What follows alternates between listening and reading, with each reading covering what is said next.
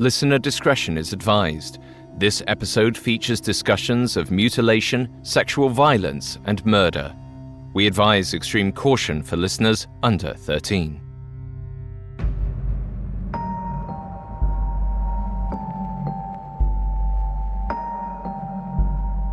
Nowadays, there's a stereotype for serial killers. A violent, methodical murderer with a perversion for macabre rituals. A man who taunts authorities and courts fame. Cold-hearted, calculated, but crazy. The first known example of these modern killers appeared during the late 19th century, a time before the stereotype entered pop culture. Known sometimes as Leather Apron, the Whitechapel Murderer, or Jack the Ripper, the legendary monster became a media sensation overnight. He was the first of his kind. No one understood who they were dealing with. And it wasn't just because of the savage attacks, but the gruesome scenes he left. He routinely cut out victims' organs and posed them in the streets, ripe for the buzzards. It was more than just the work of a sick mind. The dissections had all the hallmarks of anatomical expertise. It seemed Jack knew what he was doing, which led some to suspect his kills were medical.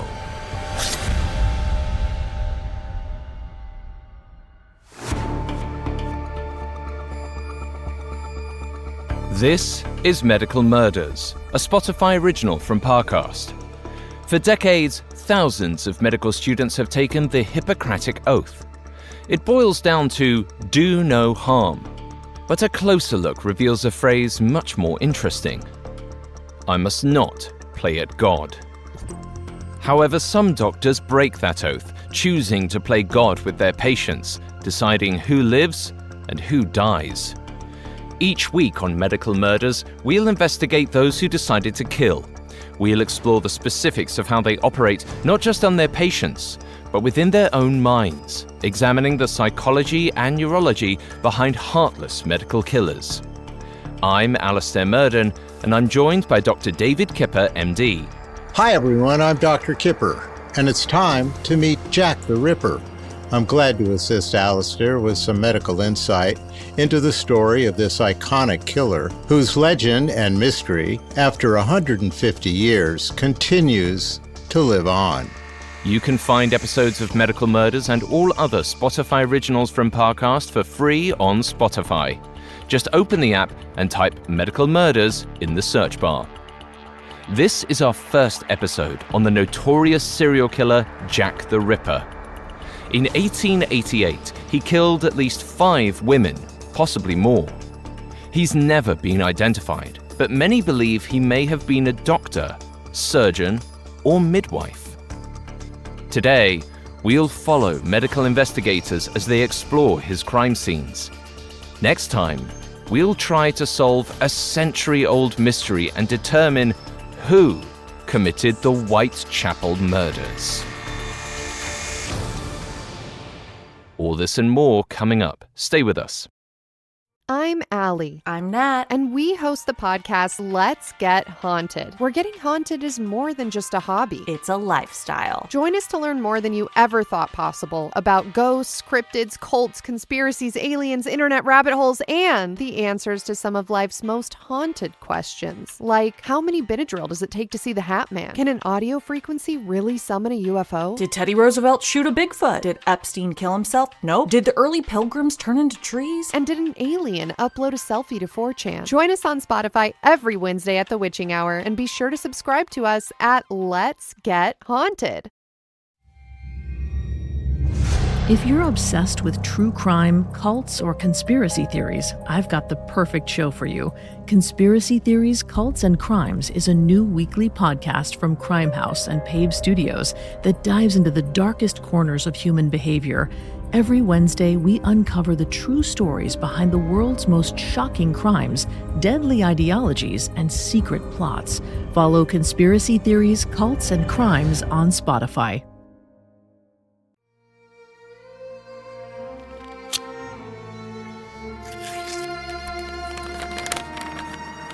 On the evening of October 16th, 1888, George Lusk opened his mail. Among the usual bills and postcards, he found a small cardboard box with his name on it, but not his house number. Lusk examined it, wondering what it contained. As Whitechapel Vigilance Committee president, he'd been vocal about the recent spate of murders in town, and the papers had publicized it. A practical joke to spook him wouldn't be unexpected. And Lusk wouldn't have any reason to take this package seriously, if not for what he found when he opened it. Half a preserved human kidney. And he knew exactly who it was from. Mere months earlier, it's unlikely Lusk would have attributed the gory gift to any one person. His neighborhood, Whitechapel, was practically a criminal epicenter. The low-income East London borough was densely populated, with fewer than 550 police officers for roughly 76,000 residents. Among them, criminals ran rampant. Dark and dirty streets made it all too easy for them to sneak up on victims, commit crimes, and evade capture. But crime wasn't the only hazard of living in Whitechapel. Poverty left residents' health vulnerable too. Health inequities sadly persist even centuries beyond today's story. Poverty impacts health outcomes because it limits access to quality care, or sometimes any care at all. Physician access, even today, is limited, and back in the late 19th century, there was a dearth of qualified practitioners. The impoverished have forever been unable to access state-of-the-art diagnostics and therapeutics. Instead, they were reliant on medical advice driven by untrained, financially motivated practitioners peddling potions and promises. Where we see violent crime, we will also see violent traumatic injuries that are often life-threatening. Furthermore, access to an emergency facility didn't exist in the 1880s. Where we find overcrowding, we see an increase in poor sanitation and more crime. Basic resources become scarce, and infections from poor sanitation are common. These problems of health inequality from poverty and overcrowded communities were much more common in the late 19th century, and these problems continue to undermine healthcare in these vulnerable communities. Sex workers were among the most affected.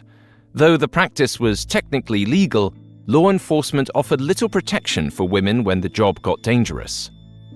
Perhaps that's why Emma Elizabeth Smith received no attention when she was brutally attacked in April 1888. Bleeding from stab wounds, the 45-year-old had to crawl her way to the nearest hospital. Once there, Emma claimed she'd been robbed by 3 men.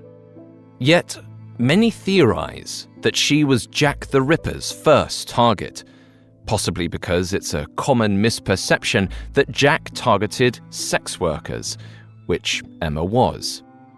Ultimately, Emma would never have a chance to weigh in on the possibility. She died soon after her intake on April 4th, 1888. 4 months later, on the night of August 7th, Martha Tabram was found in a pool of blood. Like Emma, Martha had been stabbed on the streets of Whitechapel. But her killer hadn't stolen anything, and the attack was far more violent. A coroner noted the attacker had used a dagger to perforate Martha's spleen, stomach, liver, lungs, and heart 39 times.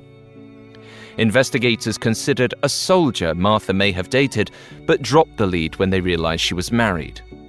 They seemed wary to imply the woman had been having an affair, Victorian morals muddling genuine detective work. So Martha's case remained unsolved. No one in Whitechapel had the foresight to understand how famous her death would become. Except, perhaps, Martha's killer. because as the summer of 1888 closed, they seemed to be after a taste of recognition. A little over 3 weeks after Martha Tabram's death, around 3:45 a.m. on August 31st, 1888, a pair of horse-drawn carriage drivers found a 43-year-old unhoused woman named Mary Ann Nichols, or Polly, as she liked to be called. Polly lay sprawled in the street, and though it was too dark for the drivers to make out any injuries, one of them believed she was hurt and unconscious, so they sent for help. Within minutes, a constable joined them. By the light of his lamp, he saw extensive slash wounds and blood-drenched clothing. Polly was dead. A closer look revealed that her throat was cut so deeply she was nearly beheaded.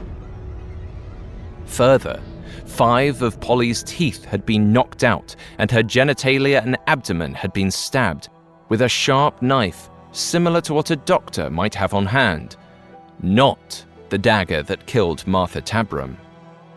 In spite of the brutal wounds, Polly's corpse gave no indication that she'd struggled. Apparently, the attacker slit her throat, then stabbed her torso right after, killing her instantly. Killing someone quickly requires an understanding of where the body's vital organs are located. Slitting the throat requires a precision strike and demands some understanding of human anatomy. The windpipe and carotid arteries take considerable force to sever.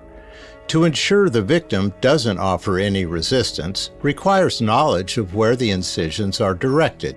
Multiple well-targeted puncture wounds would be necessary for a murderous success. These crimes in the late 19th century required some experience and training. Whoever killed Polly knew exactly what they were doing. They also seemed pretty confident that they wouldn't be caught. There was no sign that Polly had been moved after death. Apparently, the murderer butchered her right there in the street without drawing any attention. It's likely Polly never even had the chance to scream. The brutality of it all surprised the police and the press. Sensing the bloody story would sell papers, reporters descended on Whitechapel, asking locals who they thought committed the crime. Many residents spoke about Leather Apron, a man nicknamed for the smock he always wore. For some time now, sex workers had warned one another not to go home with him. He'd beaten and robbed several, but he'd never been caught. By that first week of September, local outlets named him as a likely culprit in Polly Nichols' murder. The Sheffield and Rotherham Independent declared, "There is a man who goes by the name of the Leather Apron who has more than once attacked unfortunate and defenseless women." They may have been jumping to conclusions, sensationalizing an isolated homicide to boost their own sales. But the people of Whitechapel had reason to want answers, especially when it became clear that the attacker wasn't stopping. About a week later, another body was found with all the same telltale signs, meaning Whitechapel had a serial killer. Coming up, Leather Apron gets a brand new title. The floorboards creak. The walls, they moan. The house seems vacant, but you're not alone. This October, Parcast invites you to celebrate the spookiness of the Halloween season with all new episodes of Haunted Places. From an infamous murder farm in Indiana to the ghostly tombs and palaces of ancient Egypt, visit the world's most haunted destinations and find out what happens when a soul leaves the body, but doesn't leave the grounds. Enjoy new episodes of Haunted Places all month long, free, and only on Spotify.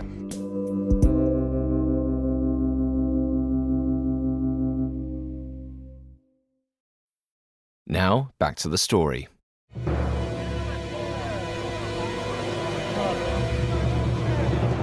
On August 31st, 1888, Polly Nichols was found dead on a street in Whitechapel, London. Many suspected she'd been attacked by an unidentified man called Leather Apron, who tormented the neighborhood's sex workers. Although Polly likely wasn't in this profession, she may have been Leather Apron's first kill. Or she might have been the second or third. We do know she wasn't his last. Just over a week after her death, he found his next target in a widow named Annie Chapman. Deeply impoverished, she suffered from alcoholism and tuberculosis. Her final night alive, Annie squatted in a boarding house kitchen, sporting a black eye from a brawl she'd gotten into earlier that week. Around 1:45 a.m. on September 8th, the proprietors threw her out. Much like Polly Nichols, she couldn't pay for a room. Hours later, sometime between 3:45 and 5:45 a.m., her bloody body was found in the street, a few feet behind a private home. She was missing 2 brass rings, suggesting she'd been robbed. As with Polly, her abdomen was slashed open, her throat cut, and there were no signs of struggle. But there was something else. It may not have drawn attention if not for the rumors flying around Whitechapel. Near Annie's body, a discarded, bloody piece of leather apron. If the criminal wanted to make a statement, this seemed to confirm suspicions that the man by the moniker Leather Apron had killed both Polly and Annie. And this time, he'd put even more effort into decorating his scene. Annie had been disemboweled. Her intestines had been pulled from her torso and placed to the right of her body. But the killer hadn't cut them out. They were still attached to the rest of her digestive tract. The intestines are a 25-foot tube, and they're divided into the small and large intestine. The length of the small intestine is roughly 9 to 16 feet, while the colon measures around 5 feet. The small intestines fold on themselves many times, whereas the colon surrounds the small intestines in an almost question mark shape. The intestines are attached to the abdominal wall by a thick membrane called the mesentery, which is what prevents them from simply being pulled out of your abdomen. To remove the intestines would require one to know where the mesentery was specifically attached. How Jack was able to remove Annie's viscera remains a mystery, not only to how he knew to do this, but also who he actually was. Either way, he was evidently pushing the boundaries of his process, growing more ruthless with his mutilations. And given the aftermath's unique layout, investigators sought an expert medical opinion on Annie before they disturbed it. Dr. Phillips, the division surgeon, arrived by 6:30 a.m. He determined that Annie's uterus and parts of her bladder and vagina had been cut out, work he thought couldn't have been performed by a layperson. The killer seemed familiar with anatomy. A second coroner, Wynne Baxter, made a similar observation, declaring, "No unskilled person could have known where to find the uterus or have recognized it when it was found." Coroner Baxter was now the third medical expert to suggest the Whitechapel murderer had advanced anatomical knowledge. I'll offer a fourth opinion, and is consistent with the 3 previous conclusions. Hysterectomies are complicated procedures. Anyone untrained wouldn't be able to easily identify the uterus amongst the myriad pelvic structures, and even less likely in an anatomical field that has been distorted by random slashing and slicing. The major problems in performing a hysterectomy involve the possibility in damaging its surrounding organs. To minimize the risk of these complications, specialized surgical instruments are required, and these were certainly not available in the late 19th century. The blade in question was a blade 6 to 8 inches long and very sharp, like a doctor's knife. And the killer knew how to use it.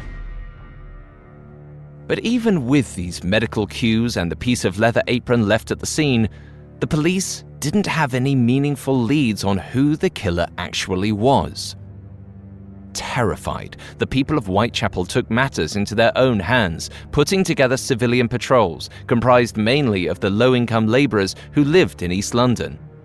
Young men walked the streets in pairs or guarded key locations where they believed their villain might strike next. They urged volunteer vigilantes to carry sticks and whistles so they could defend themselves or signal for help.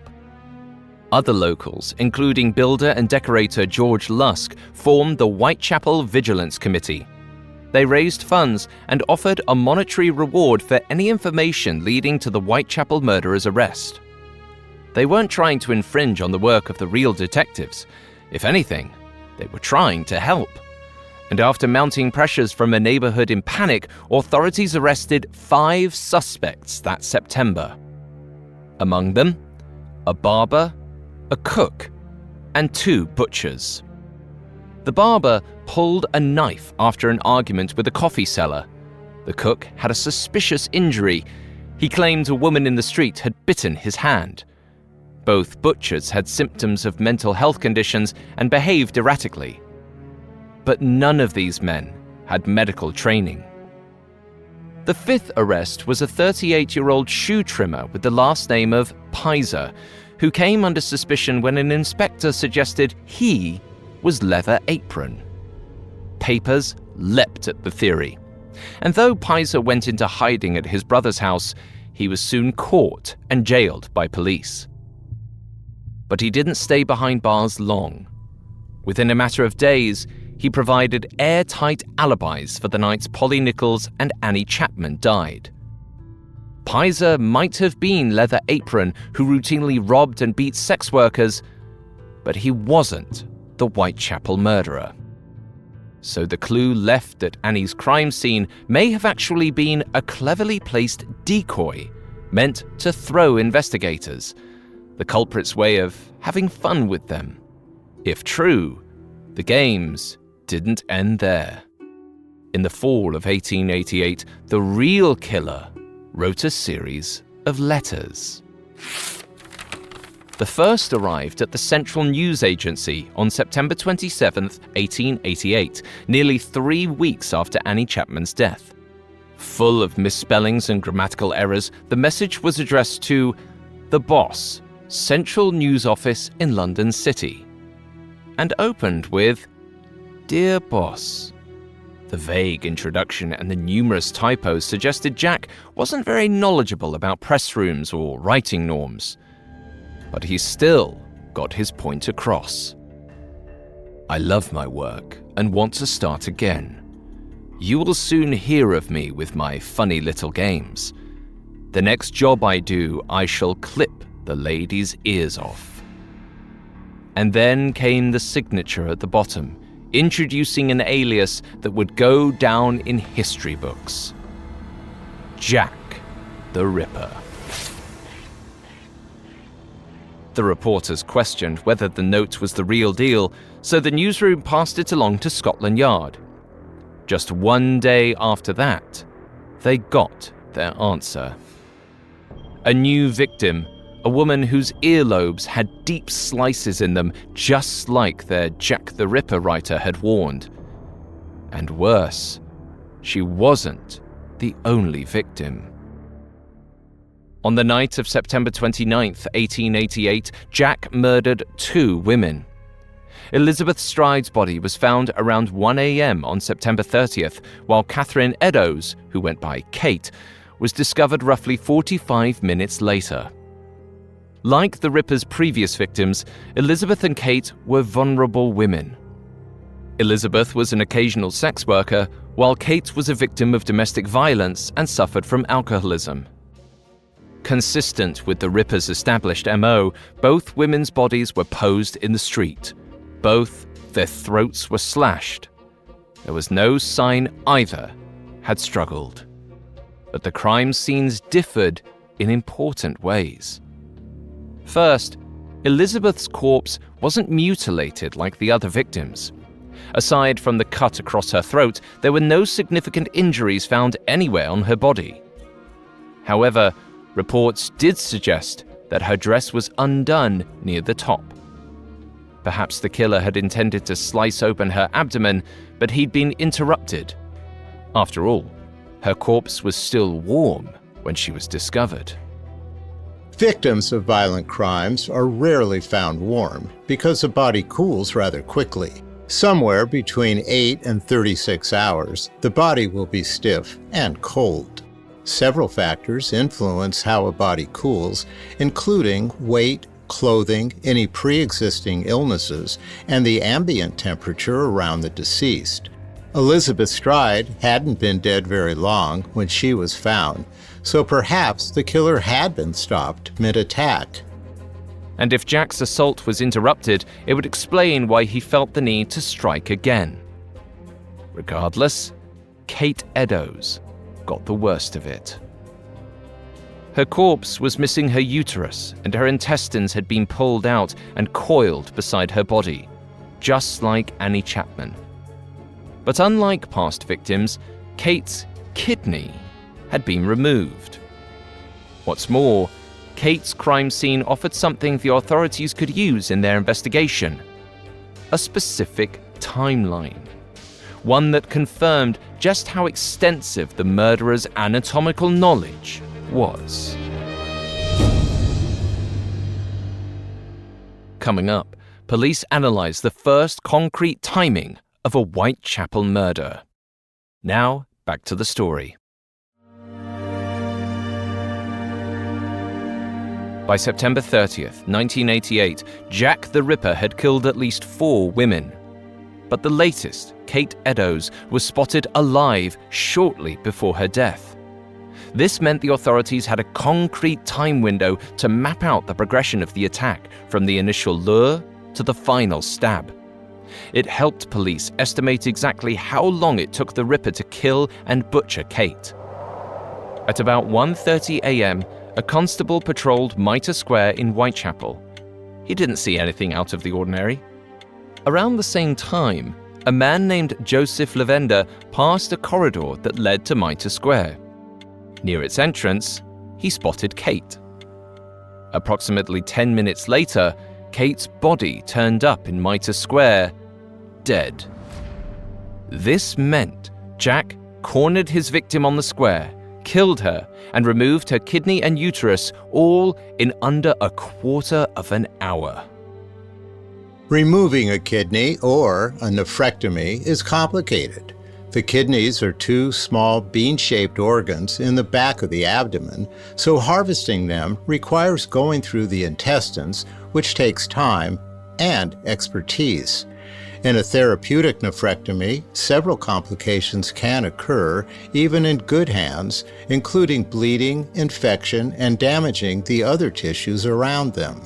These nephrectomies take on average 3 hours, so a 10-minute event would have been extremely messy. And, I'm just guessing, not a great job. Jack the Ripper would have had to have some training to expedite this procedure in 10 minutes.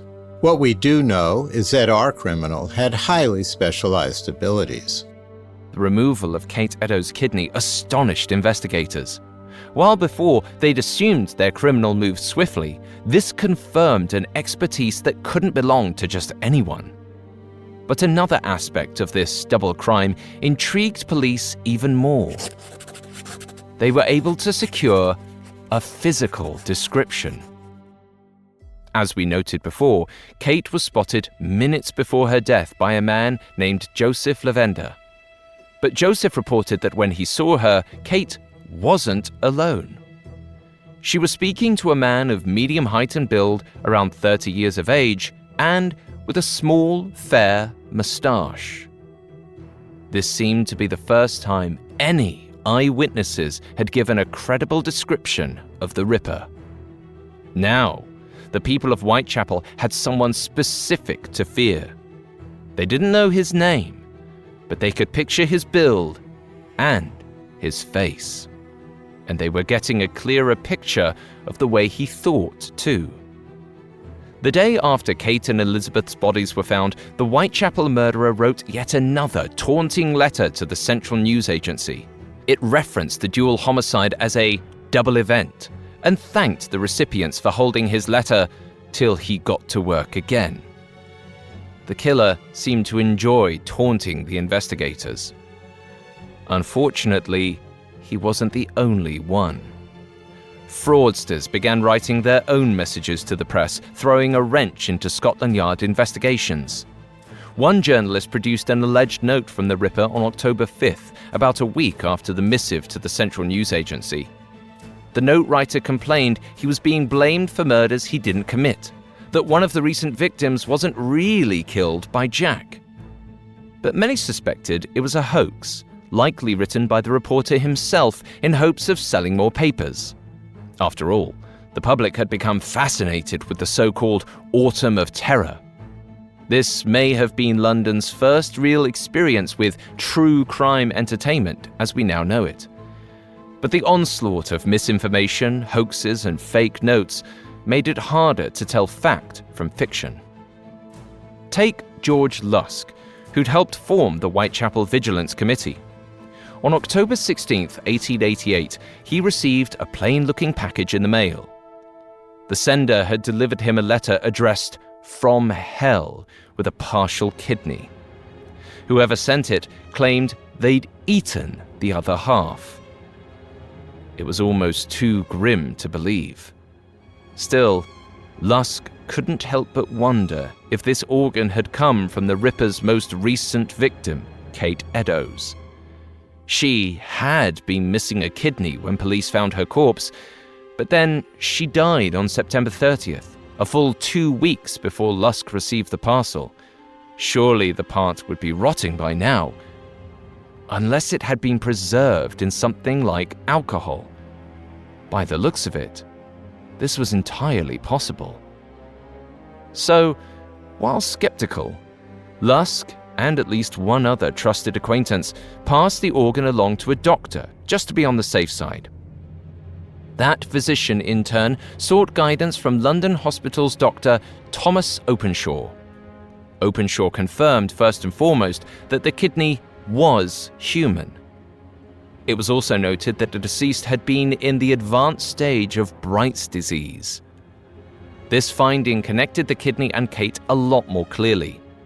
Bright's disease doesn't have any one specific cause, but in the 19th century, physicians often thought the condition was somehow related to alcoholism, and Kate had a history of overindulging in drink. In 1833, Richard Bright described a failing kidney in terms that we now call glomerulonephritis. The glomerulus is a structure in the kidney that acts as a filter, and when these become damaged, our kidneys begin to fail. There is an interesting relationship between Bright's disease and alcohol. Light alcohol consumption actually has beneficial effects, whereas moderate intake seems safe. Kidney failure significantly increases when people consume more than 18 drinks per week. Preserving a kidney in alcohol wouldn't affect the chronic changes that develop from prolonged exposure. A connection between Kate's alcohol abuse and her Bright's disease was unclear. But if the organ wasn't Kate's, it's tough to imagine where else this partial human kidney could have come from. Ultimately, in an era before DNA science or genetic testing, there was no definitive way to link the organ to Kate. But it was enough to convince many investigators that Lusk's delivery from hell was real. And even though the killer hadn't taken a life in weeks, the gruesome gift put Scotland Yard under even greater public pressure. Newspapers were filled with letters to the editors demanding more police in Whitechapel, more frequent patrols, and more vigilance. For over a month, Londoners had advocated for the officials to offer a monetary reward for the Ripper's capture or tips about his identity. But investigators had declined these requests too. They thought such an offer would inspire false leads and hoaxes, like the flurry that popped up in the press. So the public turned once more to grassroots efforts. self-proclaimed vigilantes watched the neighborhood. One, who wandered the streets on the evening of October 21st, mused, "There was not a corner of Whitechapel, no matter how obscure, that was left unwatched last Saturday night." But not even the regular patrols and heavy attention could deter Jack the Ripper. If anything, the watchful eyes posed a worthy challenge for his next slaying. On October 29th, 1888, someone claiming to be Jack the Ripper left a letter for Dr. Openshaw, the physician who confirmed the human origins of the mailed kidney. This new message didn't include any human organs, but it did carry one especially alarming line. "I guess I will be on the job soon and will send you another bit of innards." In other words, the Whitechapel killer had murder on his mind once again. If the police didn't hurry up and solve the case, another woman would die. The clock was ticking.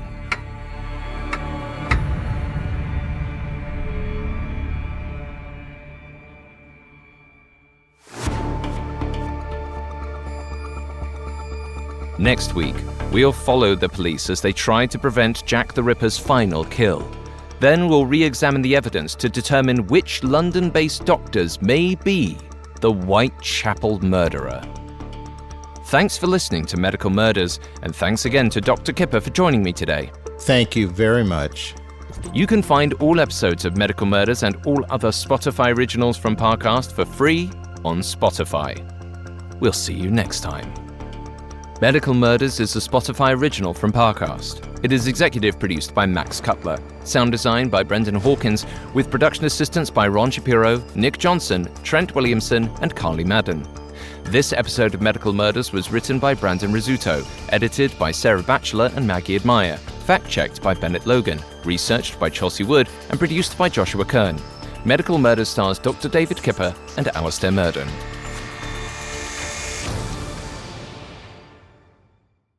I'm Allie. I'm Nat. And we host the podcast Let's Get Haunted, where getting haunted is more than just a hobby. It's a lifestyle. Join us to learn more than you ever thought possible about ghosts, cryptids, cults, conspiracies, aliens, internet rabbit holes, and the answers to some of life's most haunted questions. Like, how many Benadryl does it take to see the Hat Man? Can an audio frequency really summon a UFO? Did Teddy Roosevelt shoot a Bigfoot? Did Epstein kill himself? Nope. Did the early pilgrims turn into trees? And did an alien upload a selfie to 4chan? Join us on Spotify every Wednesday at the witching hour, and be sure to subscribe to us at Let's Get Haunted.